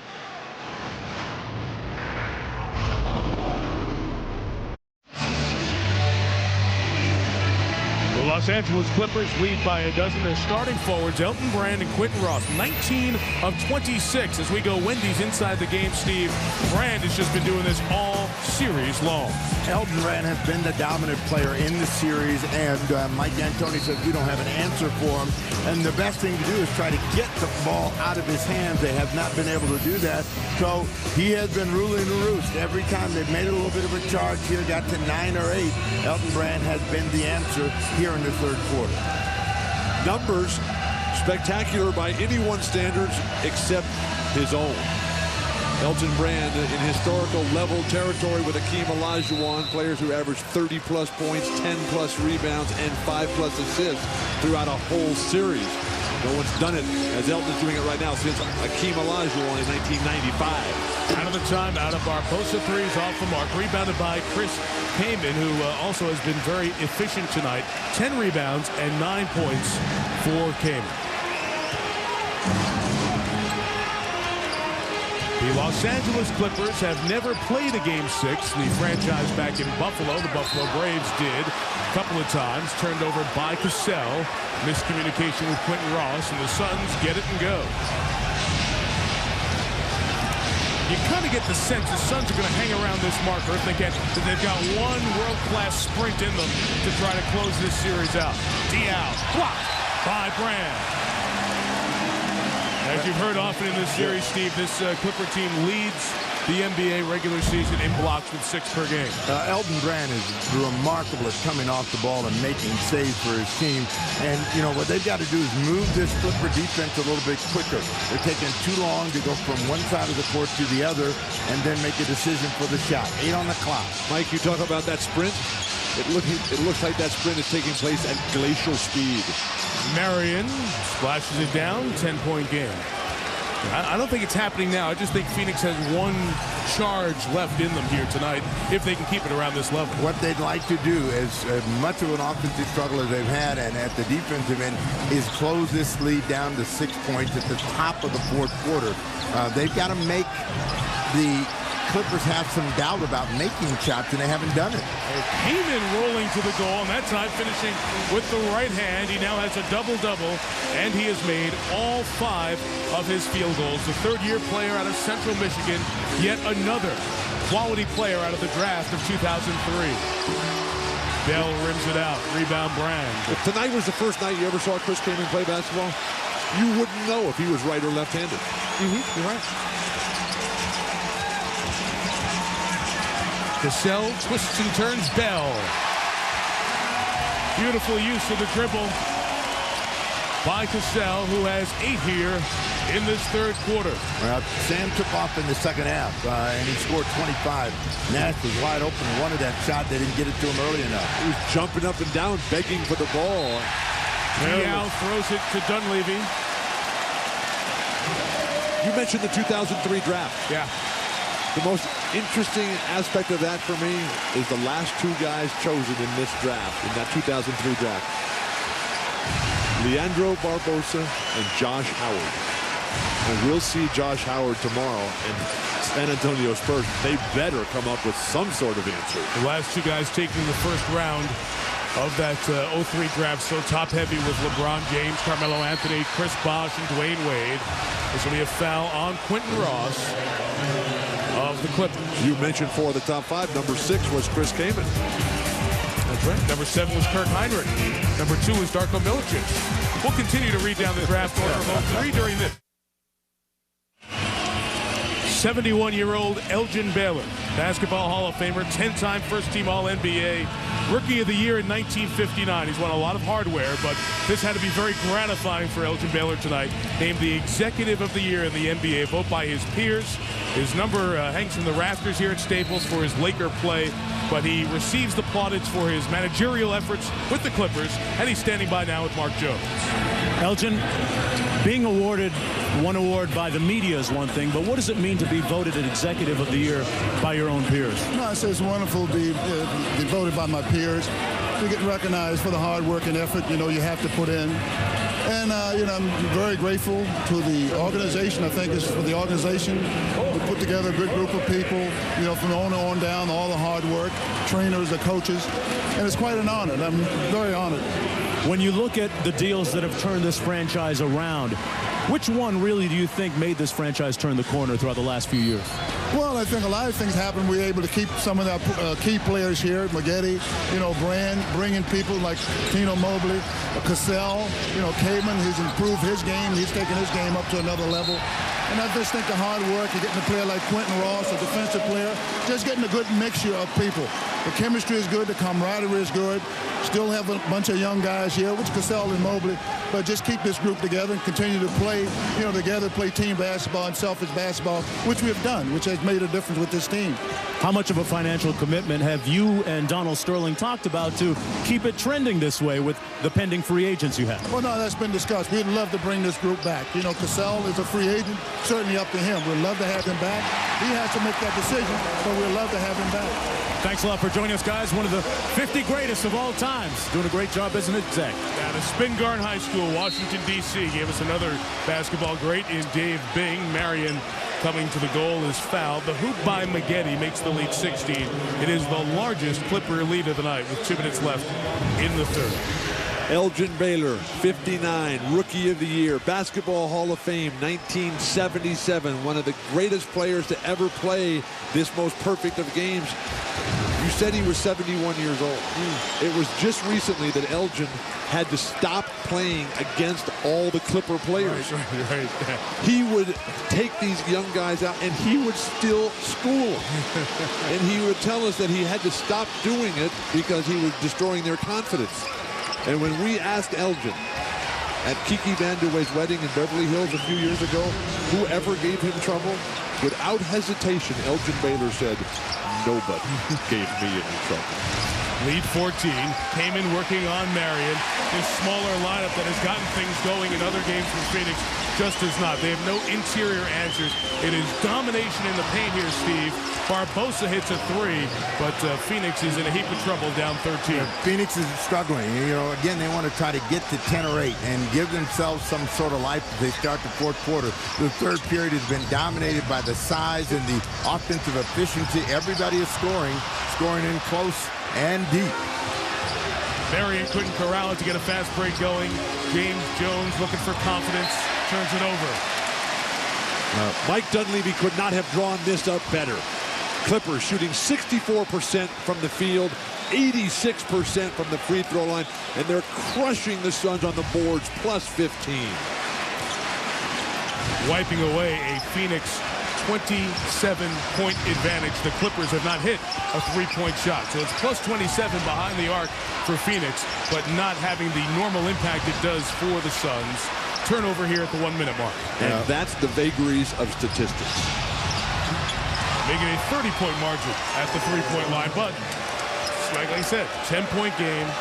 Phoenix has one surge left in them here tonight. A couple of more stops, and they would feel good about how bad this quarter has felt for them as they go back inside to Kamen.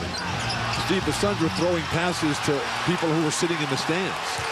Marion comes away with it. Raja Bell takes on Maggette to Marion for a triple. The Phoenix Suns within 7, half-minute left in the third. What a surge here, a 9-0 run. And the Clippers take a timeout, and they don't have a 20 because they used it for Sam Cassell's eye before. Maggette thought Dunleavy called for a timeout, so the communication issues continue here. This is a factor. It's a full timeout because they took the 20 for Maggette's eye problem. When you have to take a timeout with 30 seconds to go in the quarter and the lead in full control, that's a sign of a team in trouble.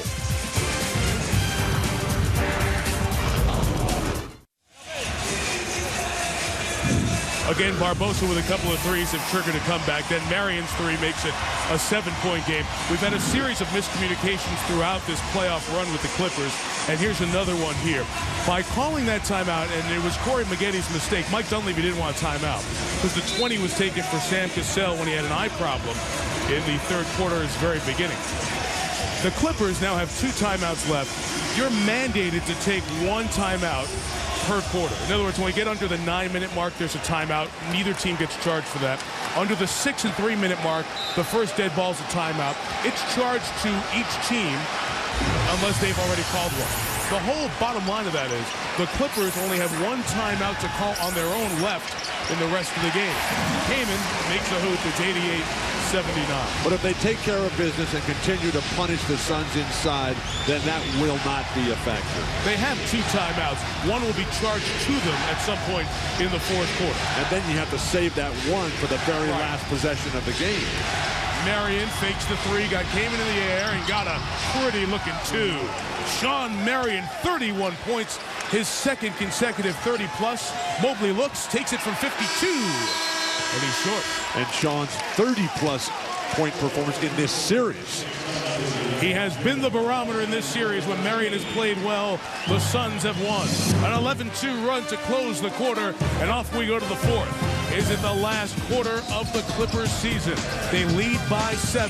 They had a 16-point lead just a few minutes ago. Final 12 minutes coming up. Off we go to the fourth quarter. Could be the final basketball quarter of the year here at Staples Center. 7-point lead for the Clippers, our Chevrolet game track. Shawn Marion has been the offensive force for the Phoenix Suns. He has been aggressive and been often when they needed him. Elton Brand dominating in all aspects of the pivot tonight. Fabulous on the boards, and then Chris Kaman continues in a supporting role with Elton Brand, Corey Maggette. A 26-point advantage in points in the paint. And of those points in the paint, only 6 of those are second chance points. So the Clippers are scoring on their initial foray. How do the Suns stay in games? 3-point shots. They've scored 33 points from behind the line. The Clippers none. Elton Brand draws a foul. As the fourth quarter begins, Boris Diaw is whistled for his 4th. Tim Thomas also has 4. No Clipper has more than 3. All right, Bill, now, you were big on blocking shots. There are no shot blockers out here for the Phoenix Suns. Why are they biting on these fakes? Because they think that that's what shot blocking is all about. You don't go for puppets. You don't even try to block shots. One more coming Sunday on ABC. Either Game 7 of Cleveland-Detroit or Game 1 of the Eastern Conference Finals with the Cavs and Heat. Coverage either way begins at 3 Eastern time. TNT will have Game 7 of either or both Western Conference Finals on Monday, or Game 1 of Phoenix-Dallas. That's the only way we could have a Game 1 on Monday. Of course, we will be in Dallas tomorrow for Game 6, Dallas and San Antonio. That game preceded by Game 6, Detroit and Cleveland, the 2 best teams in the league this year, the 2 finalists from last year, as Diaw misses, on the road for Game 6s to save the season tomorrow night on ESPN. Our coverage begins at 7 Eastern time. How about my Cavaliers? You got to be kidding me. Miami and who? Detroit, hopefully they'll remember that you need to play offense. Livingston turned away. Sean Livingston, Elton Brand, Chris Kaman, Cuttino Mobley posting. Corey Maggette waiting for a 3-point shot from the outside. Mobley draws them all. Here's that Maggette 3. Penetration and dish. And the beautiful thing about Dunleavy's attack is that the versatility of all these different players, anyone can post up and anyone can hit the perimeter shot. Barbosa all the way. Leandro has 23. He and Shawn Marion have 54 of the Suns' 83. They're keeping the minute. Steve Nash only took 1 shot and made it in the 3rd. He's on the bench to start the 4th. As always, Elton Brand continues his dominance. Guys, he's 11 of 15 from the field, 24-7 tonight. Barbosa went window. Rebound 8 for Brand and a foul on Barbosa, his 2nd. Barbosa must have thought that the referees had stopped calling fouls after he went down the lane and got leveled, so he comes right back. And Elton Brand is just too good.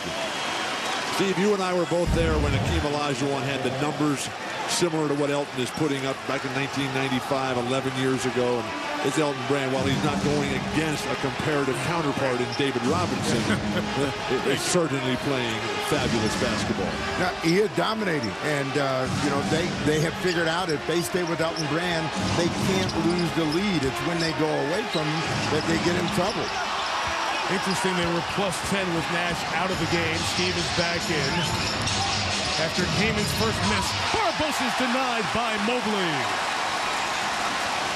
Livingston, Maggette, foul on the way up by Raja Bell, and free throws coming. Third team foul on the Suns early here, none on the Clippers, and getting in the bonus so big early in the fourth quarter. Well, this is when Maggette is at his very best. When he can get out on the wing and run, he is going to attack, and he's going to usually get fouled. Most of the time he gets and one, so even though he had that gap at the end of the quarter, Maggette has been a positive force for Dunleavy. Hey, you guys tell me, you've been involved in games like this. In Game 6, when you're up 3-2, and you know that 7's in your back pocket, is it in the back of your mind that you know you have a chance if you don't close the deal out tonight? It's human nature, and what the coach has to fight, what all the players have to fight, is the fact that you do have one in hand, and we can go back home no matter how poorly we play and get Game 7, but you don't want to give the opponent any idea. And, you know, when you look at all the numbers, the Clippers have outplayed Phoenix, but Phoenix has found a way to win games. And if they want to do it here in the fourth, they've got to find a way to prevail. Nash put the stop sign on that one. Diaw comes right at Kaman. And one. Beautiful play by Bars Diaw. He knows if he goes straight up, Kaman will send it back. So he uses the footwork for the three-point play opportunity.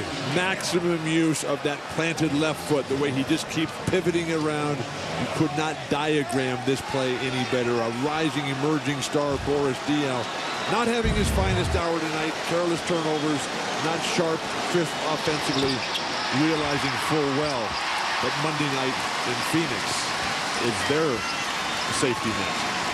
7 players have played for the Suns. That's been the case the last 3 games. So in the back of the Phoenix mind, they know they will have much more rest if you get to a Game 7 because it goes on Monday. How about Elton Brand? He's only 12 of 16 from the field. This is like the 40-point game he had in opening night, where every time he got it, he scored it, and they didn't have an answer. Phoenix was able to score the ball themselves, and that's been their issue in this ballgame. They can't make enough shots. Bell. Raja Bell, only his second field goal tonight, Steve. He's had 5 from the line. Gives Steve Nash 10 points and 10 assists now after he gets the helper there. If your game is predicated on scoring, you better not let your opponent shoot 60% while you shoot the 40s. But this is the kind of game that just gives the Clippers the bit of confidence that they need. Mike Dunleavy, ecstatic as can be, and D'Antoni can only stand there with his hands on his hips. So what is going on here? Barbosa misses, look out, place ready to erupt. Maggette to Brand. Didn't get it. Thomas the rebound. Every time the Clippers come running up the court, the crowd just stands up. Nash cannot get a 3 to go, and Steve almost let that one go.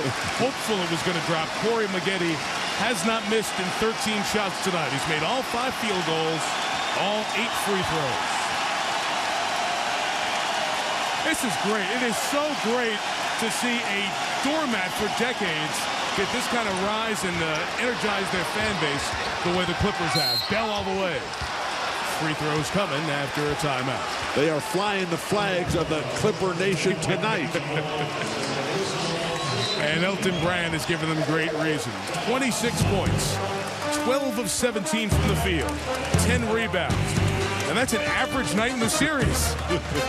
He's taking advantage of the size disadvantage that the Suns have, and he's putting up marquee numbers in this Western Conference Semi.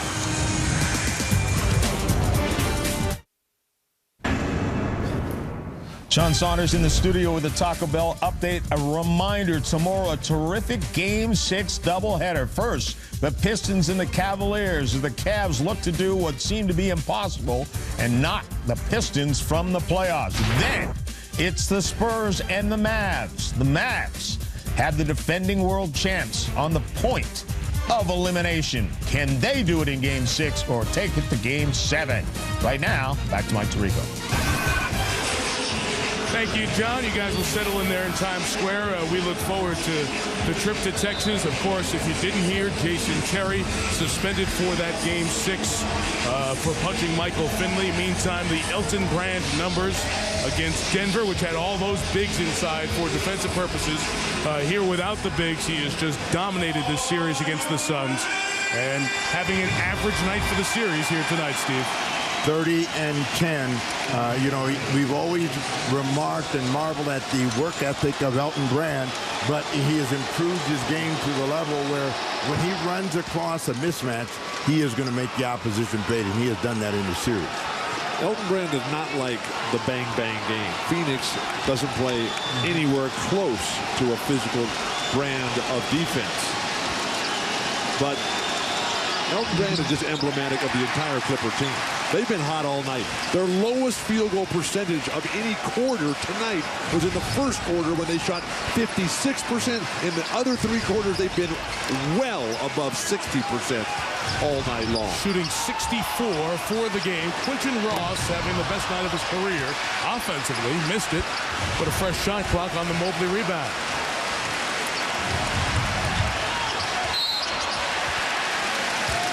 Foul, diving on in on Barzia. Well, it's been the Corey Maggette and Elton Brand show. Elton Brand didn't get to this level until he lost 18 pounds between last season and this season. And he credits some of that to being healthy at the end of the year. He was able to go through the off-season training right from the start. He said it was nothing special, nothing out of the ordinary, no extraordinary Jerry Rice-type workouts, no, things like that. He says just the plan that he had used in the past, but the ability to get started as soon as the season was done because of his health. It's also the realization that this is a game of running speed and quickness. It's not and he's never going to be a guy who can stand in there and go toe-to-toe with the big bruising thugs that populate that power forward position. Especially out here in the Western Conference. It's that fourth position so good.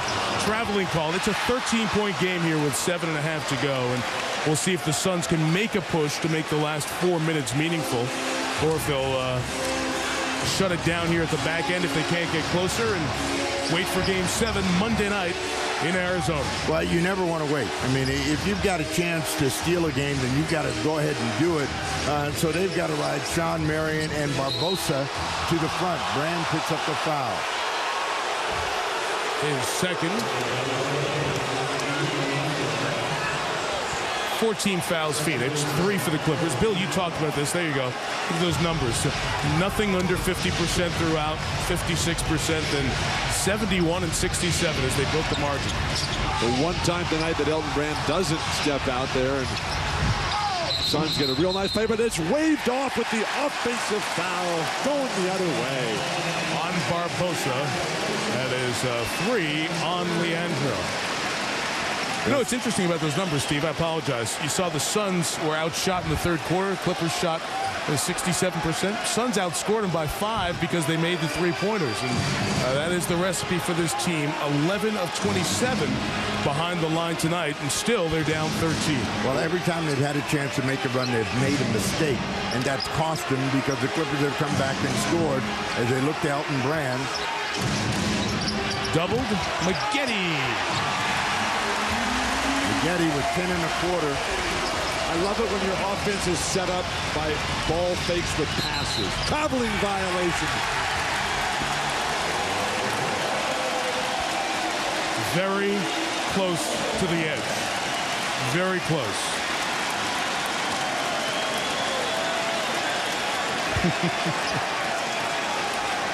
Billy Crystal, a great referee in his own day, applauding that call. You must have played in that league. Brand. 2 guys have scored in the quarter. Elton Brand, Corey Maggette. Brand has 7. Maggette has 10 in the quarter. Largest lead of the night, 17. Cassell called for the foul, grabbing the shorts. as this Clipper team has been put together, the thought that Sam Cassell might be the guy to put him over the top. Because what this team lacked before Sam got here was on-court leadership. While Corey and Elton can certainly deliver the numbers, who can keep the squad together? And Sam Cassell, one of the great turnaround specialists in all of basketball. Nash hits a three. That's the second one for Steve. 13 points on the night. Deficit 14. Halfway through the fourth. Sports Center follows us. Clippers trying to force Game 7. Maggette, another triple. First miss of the night. Mobley over the back. And we'll come shoot free throws now as the Clippers are over the limit. 105-91. Is there one more run of the Suns? We'll find out in the next few minutes. ESPN's presentation of the NBA playoffs, brought to you by Chevrolet, America's brand, Chevy, an American revolution. Back here in Los Angeles, you see the score by quarter. Each team has scored at least 31 per frame. Clippers trailed by 1 after the first, led by 12 at the break. Took a 7-point lead here into the third. They've extended it out to 105-91. The Clippers are over the limit, so Mike Dunleavy will see the best free throw shooting team in the NBA, regular and postseason, come to the line when fouled for the last half of the quarter. Raja Bell, only 2 of 8 from the field tonight, hits that one. I thought it was interesting, guys, as we talked to Mike D'Antoni before the game about Raja Bell. He talked about how the confidence has grown, and we saw it with that huge 3 he hit to force double overtime. But he also talked about maybe after the guarding Kobe Bryant, the suspension, he didn't play in Game 6 of that prior series here at Staples, that Raja Bell's confidence has grown even more through that whole experience, the learning experience there. And he's always a guy who's looking for the ball, not looking for a place to hide when the shots matter the most. Raja Bell is climbing the ladder quickly of my favorite players in the entire league. There's Greg Popovich, who gave him his chance initially. Foul on the pass, but that will be the 5th on the Suns, and now the Clippers will shoot free throws. Raja Bell's level of physical fitness, his willingness to do anything and everything to help the team win. How full is that ladder of yours? That's what I want to know. It's got a lot of Phoenix Suns on it. And if this game holds true to the way it's been played most of the night, that atmosphere in Phoenix on Monday night will be spectacular. And the biggest problem for Phoenix tonight is that as they have fallen behind, they have not extracted any price on behalf of the Clippers. Clippers have got whatever they want. So when you let a team just waltz through a game, that gives them the momentum to just come in on the next one and say, hey, we can do this, and who's going to slow us down? Barbosa and Cassell go for the pump fake, rebounded by Mobley. You know, we've seen teams that we talk about playing quality defense on a regular basis. San Antonio, Dallas this year. We've seen people shoot 50% on a regular basis. The Clippers shooting 63% tonight. It'll be very interesting when these playoffs are done to see the shooting percentage as Brand misses in the entire playoffs this year, as opposed to, let's say, 3 or 4 years ago. It seems so much drastically higher. Marion rips Cord on a 3. The level of play in this year's playoffs has been phenomenal. Yeah, it's been great. And that's what makes what's happening in New York with the Knicks right now even more depressing. 107-96, 4:35 left. Suns need stops. Ross has done that to Nash all night. He missed. Here come Phoenix. I did not know that you could mention the playoffs and the Knicks in the same breath, though. With all the greatness that we've had. Barbosa blocked by Brand. Maggette gets the rebound. 3 blocks by Elton Brand. That was a huge chance for Barbosa and the Suns, and Brand, who has been the guy all night long, wiped that one away. Here comes Maggette. Right at the rim, and the foul. Big sequence there. The block on one end. It could have become a single-digit game. The and one for Maggette. Chance for the Clippers to go back up by 14. The steady leadership of Sam Cassell, the decision-making. No one come to Corey Maggette because they got the defensive overload on the strong side with Elton Brand's post-up. The assist for Cassell was his 7th. The Clippers have 27 assists tonight on their 45 field goals. The Suns have 25 assists on their 34. With Sam Cassell and Cuttino Mobley, you have two guys who think they're the world's best basketball players. And as long as they keep that under control and realize that if they play within the team system and come to your strengths, tonight being Elton and Corey, then when their game, Mobley and Cassell's games are on, then anything is possible. Nash the drop to Diao inside. He missed it. Rebound by Maggette. Guys, you've seen so many more playoff games and experienced them more than I have. Role players are so big, and they always play well at home, it seems, in the playoffs. The stars are the one. It doesn't matter the venue. We saw Cleveland's role players play so well on the road last night. Turnover here. That comes Barbosa to Bell for 3. Maggette the board. Now, we've seen Kaman and Ross have huge games here. Will those role players be able to have a huge road playoff game, Game 7, which is looking more likely in Phoenix? Offensive foul, Sam Cassell. You can only hope that Ross will play as well, that the rest of the role players will play as well. The one thing that allowed Ross to play better, he started tonight, got himself into a good rhythm. Maggette is going to score the ball either way as Raja Bell draws the foul. 5 on Cassell, not that it matters at this point in the ball game. 14, Diao caught in the air. Out to Nash. He's hit 2 threes, comes to the cup for 2. Couldn't finish. They've had a lot of chances inside where they would normally foul, and Steve Nash is yelling at the official, I had that foul, you don't give it to me. Steve is 5 of 14 tonight. The crowd, the Clipper Nation. Silenced by that awful pass. Inside of 3 minutes remaining. But they're still standing, Mike. Oh, no, it is great. Nash is fouled that time. Steve was looking for the foul earlier. Nash is clearly not the same spring or speed in his step. He is more frustrated than you usually see him. He will certainly benefit from the 3 days of rest if, in fact, this one goes to 7 on Monday night. John Saunders with your HP plays of the night. Steve Nash in the paint. He'll go behind the back to Shawn Marion, who had a terrific game. Nash did not. Another hook on this one. This was one of his highlights. Vladimir Radmanovic will find Quentin Ross, who had a great first half, going right at Steve Nash as he knocks down this shot, and the Clippers well on their way, Mike. They certainly are, John, leading by 16 points here back into the 4th quarter. This entire series, a breakout series for Elton Brand. He knew this opportunity comes in April and May. I really feel like it's an opportunity for me to, have national, coverage. People see me play because in the past years, where I wasn't in the playoffs. So, and a lot of fans don't even watch until the playoffs, so it's my opportunity to let people know, okay, this guy is a good player and he can be on a good team. He's not just a stat guy.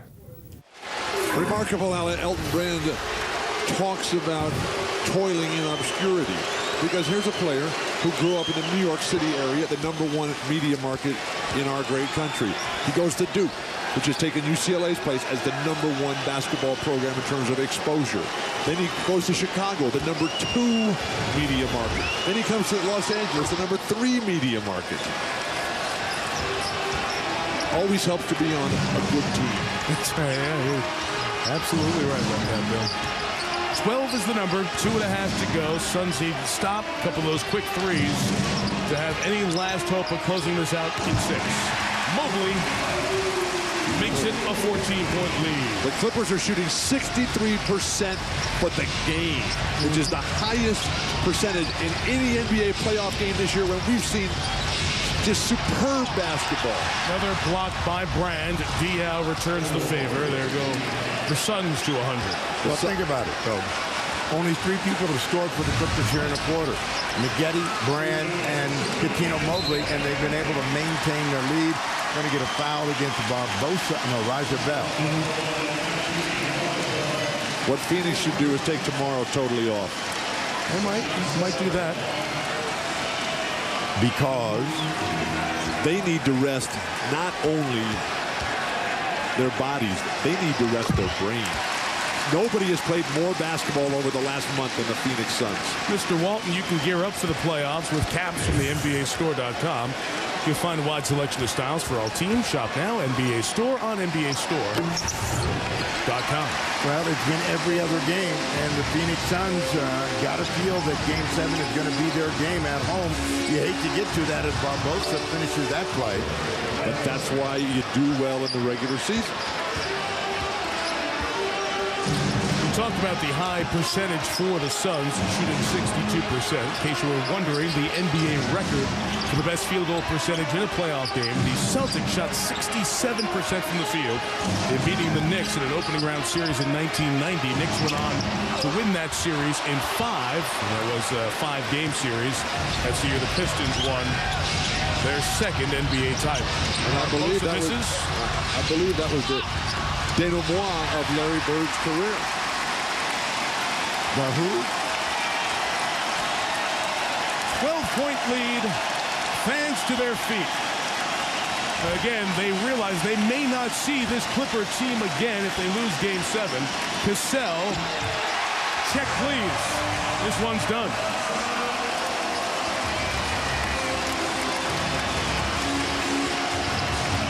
Nash all the way in. 116-104. There is not a single person in this entire palace that is sitting down. And it's neat because in this building, the Lakers have all their championship banners, all the retired numbers. The Minneapolis Lakers have their world championships honored. The LA Sparks of the WNBA with a rebound for Brand inside. Even the Avengers from Arena Football have a banner up here. The Los Angeles Kings, everybody but the Clippers have banners up here. But this has become as much their house as anybody else. And it's been wonderful to see. There you go. The Sparks, the Avengers, the Minneapolis Lakers, the Marcel Dion and Wayne Gretzky retired jerseys. Everybody but the Clippers. But this is their moment.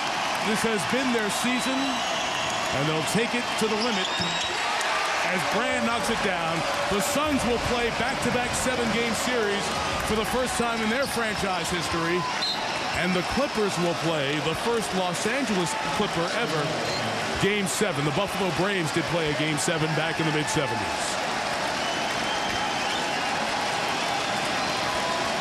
Phoenix will play 2 Game 7s in the same postseason. The Mavericks did that in 2003. By the way, Steve Nash and Raja Bell were part of that team in Dallas. Nobody played more 7-game series than Hakeem Olajuwon and the Houston Rockets to win their second championship. 118-106, and there'll be a 7th game Monday night in Arizona. And that ensures that the Western Conference Finals will start on Wednesday night in either San Antonio or Dallas. Donald Sterling with wishes to happy fans who come to greet him, the owner of this Clipper franchise. Brand had 30 and 12 boards. Maggette 25. Quentin Ross a career best 18. Sam Cassell and Chris Kaman at 15. And here's Sam with Mark Jones. Sam, Game 7 coming up on Monday. An amazing scene to give the fans here what they've done. How do you fight now the psychology of thinking that you've accomplished something here? Well, we did. We survived to play another game. Game 7, it's do or die for both teams. We understand how to beat this ball club. We had to beat in Game 5. Didn't happen. Raja Bell made an incredible shot. Came here in Game 6. We showed our intensity, our style of play. If we do that, we'll win the game. Sam, you're the guy that took this team out to dinner before the playoffs started and made them understand what it's going to take to advance deep into the playoffs. What do you say to supporting members like Quentin Ross and Corey Maggette to get big games out of them again in the next one? In the playoff, they're not going to let their 2 key players beat you. Elton Brand, and myself. So Corey Maggette stepped up big. And what about Quentin Ross? Man, he was unbelievable today. But he can make that type of shot. People don't realize he averaged 20 points in college. And he coming out today, he's our defensive stopper. He also can make the 15, 20-foot jump shot. That's why we won tonight. You've played in games of this magnitude before. Coming up Game 7, you got a couple of rings with the Rockets. What's the one thing you've got to do on Monday to be successful? First of all, you got to love it, man. You got to love it. And my team is so excited about playing in Game 7. There's no fear. We're going to come out there together. We as one, and we're going to have some fun with it. Still smiling, Sam. Thanks for joining us. Got to be. Guys, back to you. Hey, Mark, thank you. Enjoyed working with you all year, too, as well. But these teams have played 10 times. They've alternated wins. The Clippers have won 5. The Suns have won 5. Game 7, winner to the Western Conference Finals, and our friends at TNT will have that Monday night. The Clippers did it. Can Detroit and San Antonio do it? Win Game 6 and force Game 7. That's our doubleheader tomorrow night on ESPN. We'll see you from Texas. Game 1 from Ohio at 7 Eastern. Sports Center next with Bill Walton, Mark Jones, and Steve Jones. Mike Tirico. This has been a presentation of ESPN, the worldwide leader in sports. Sports Center is next.